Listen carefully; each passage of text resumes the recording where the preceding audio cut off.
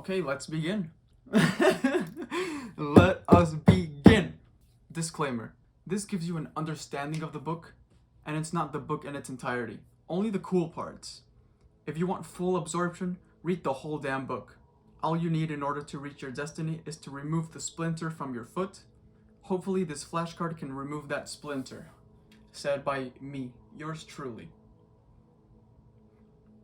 How to be ARPI is merely a guide, not instructions. You fell in love with the right person at the wrong time, and your whole life has been leading up to this moment right here, right now. Basically, I read a whole book that will help you in the long run. I took an epic amount of notes of the noteworthy bits, and out of that insane amount of noteworthy bits, I took the best from the best and compiled them here for you. It's basically a self-therapy book. It's called Attachment Styles. Perform therapy on yourself. Let's get real now. You will get to understand yourself more, and having done that, you'll begin to take the ultimately necessary steps to one day never ever feel negative emotions again. Or at least understand when they happen so you can react accordingly. Easier said than done. Okay, let's begin, finally. We don't know what we've been missing until it arrives. We don't know what we've been missing until it arrives. For me, this was masturbation. I mean, I should have been careful what I wished for. Who knew that such a euphoric feeling was given to you by the body completely for free? Oh my god. No, but on a lighter note, you could interpret this as a soulmate quote. You don't know who you've been missing until they arrive. Like the expression, I've been waiting my whole life for this moment right here, right now. Basically that. So, yeah. Okay, moving on. Do what you will, and no one will judge you for it. If you think they're judging you, then fret no more.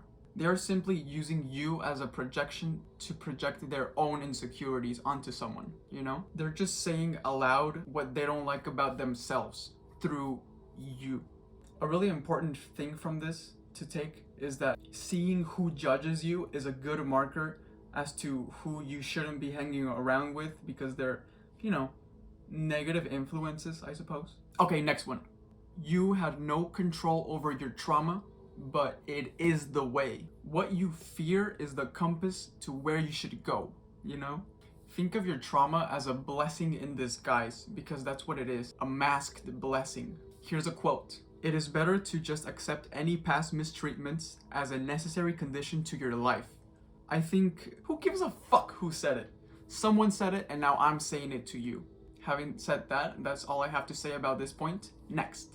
People are generally well-meaning, driven to resolve their own trauma. If you greet someone with a smile, they pretty much have no choice but to return that smile with a smile of their own. And if you help people resolve their trauma a little bit, they will like you more and appreciate you. And trust me, gratitude goes a long way. Trust me. How do you help people resolve trauma? Well, you listen to them. No, but if we look at it more closely, we listen to what they're actually saying. Because they're saying one thing, but they're actually meaning something else. And we have to discern that something else through subtext. Okay, next one. Speak your frustrations aloud and things will fall into place. When you speak them out loud, your frustrations, I mean, it's more easily available to you to connect the dots that have always been there before, but now you connect them, like neurally connect them through your brain. For example, like first you see the horse and then the bunny, or vice versa. I don't fucking. Also, having a friend whom you can just think with out loud is very helpful, but that's only if you have a friend. They might help you see something that you would have otherwise not have seen yourself, because they have an outside perspective non-biasedly, you know? Very therapeutic. Next one.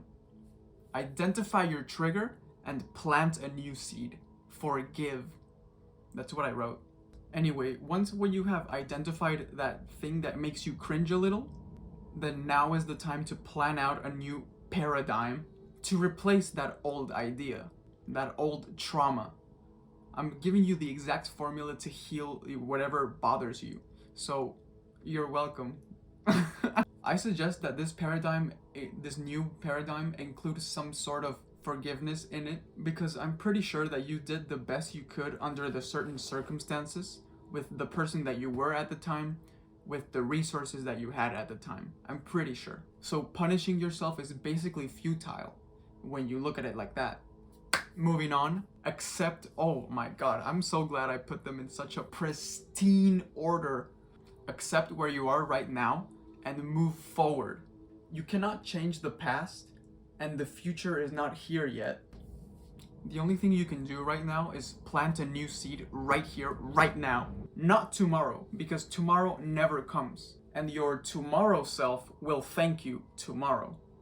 Because tomorrow will come in about 24 hours. Moving on. Oh, big one. Healing yourself is life's most fulfilling experience. Now, I cannot speak from experience because I haven't healed myself. But maybe if you come ask me in 12 years, then maybe I could talk about it. In fact, I've just begun to start my journey of healingness. I'm simply recording, literally and metaphorically, this journey. So why not join me in this enlightening journey, you know? 2 is less lonely than 1, I think. I don't know how the saying goes. Next point. Embrace your flaws and insecurities in order to grow. There's a book that I'm reading right now that happens to be blue, and in this blue book is a quote that fits nicely on this point. In fact,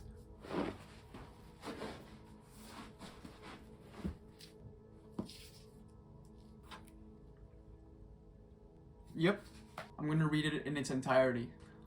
Vulnerability really means to be strong and secure enough within yourself that you are able to walk outside without your armor on.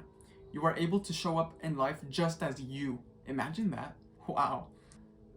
That is genuine strength and courage. Who gives a fuck who said it? Somebody said it. Now I'm saying it to you. Basically, we're gonna make vulnerability our secret weapon, which is going through life without any mask on. And that way you don't have to keep up with who you say you are, and you just show up as what you actually are. Which is, when I heard that just blew my mind.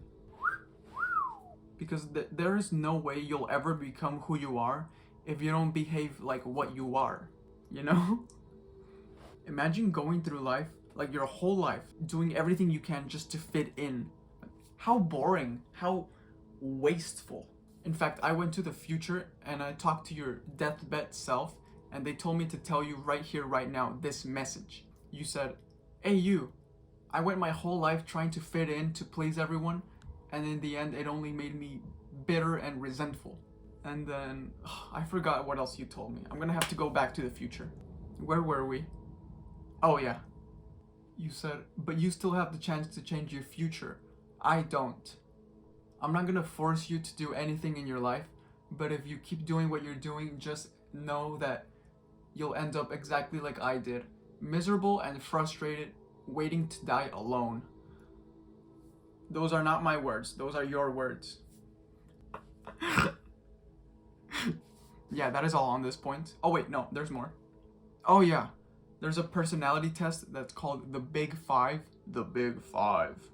It has a pretty good name, but they're important enough that I wrote them down, so you should know this. Here they come.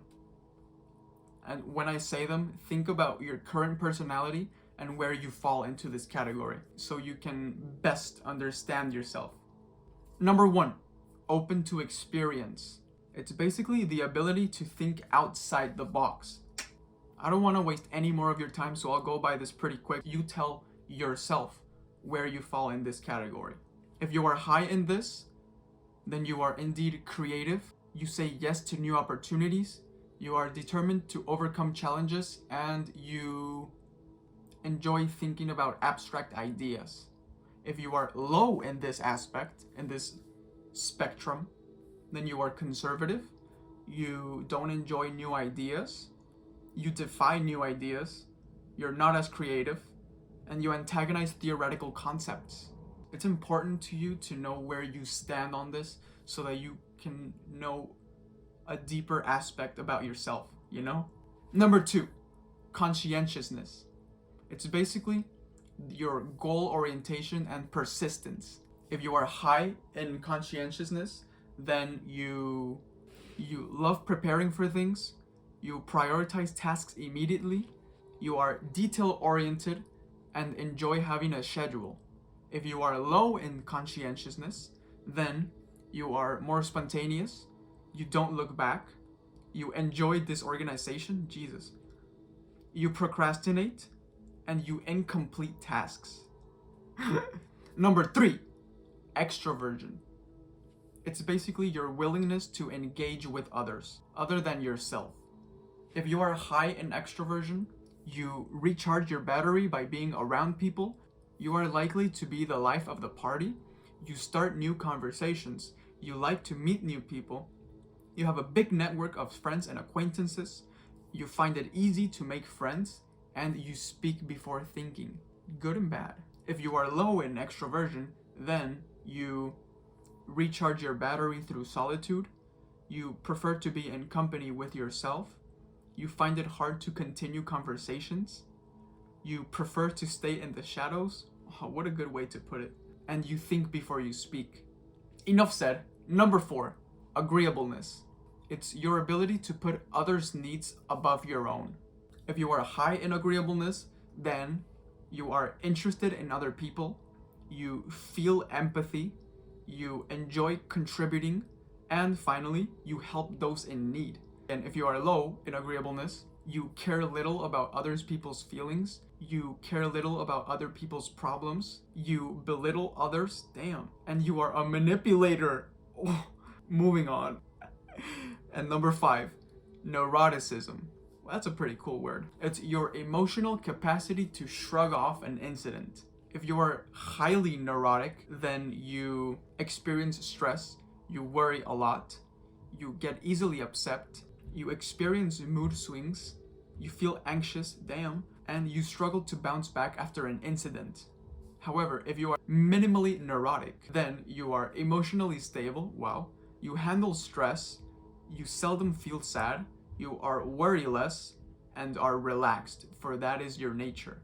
That's pretty cool. I'll say this again, who cares where you fall in this spectrum? Just know where you are so you can react accordingly.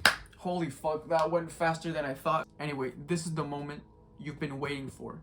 The cheat sheet. You don't have to pay me. No. In fact, don't like this video. Don't subscribe to this channel. Don't click the ding dong. Don't share anything. Don't do anything with it. Yeah, don't comment on it. Don't do anything. I'm not here for those things.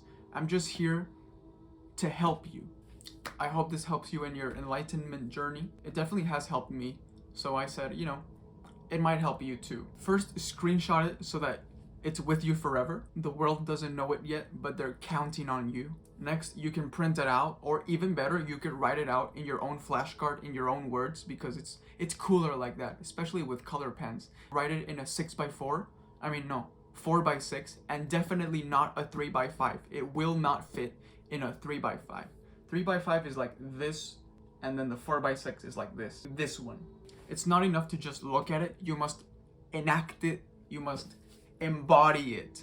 And finally, like some old fucker once said a long time ago, it is not enough to talk about what a good person should be one. If my friends and family see this, they are definitely going to laugh aloud at me, but I prefer this as opposed to